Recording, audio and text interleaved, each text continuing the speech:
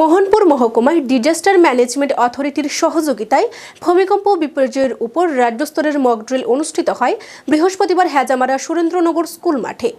প্রাকৃতিক বিপর্যয় মোকাবিলার সময় কি করণীয় এই বিষয়ে মোহনপুর মহকুমা শাসক সুভাষ দত্ত বিস্তারিত জানান।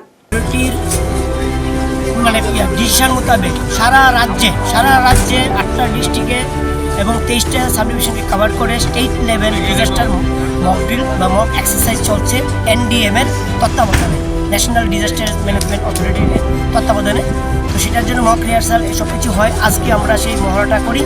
আমাদের মহকুমাতে আর্থকুয়েক এফেক্টেড হয়, ভূমিকম্প এফেক্টেড হয় 3টা লোকেশন। এটাকে কেন্দ্র করেই আমরা সব এক্সারসাইজ করি।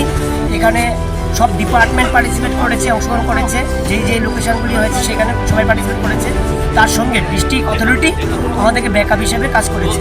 তো এখানে আজকে 9টার সময় আমরা জানতে পারি একটা ঘটনা হয়, ভূমিকম্প হয় এবং ভূমিকম্পের জন্য ল্যান্ডস্লাইড হয়, আমাদের ন্যাশনাল হাইওয়ে ব্লক হয়ে যায়।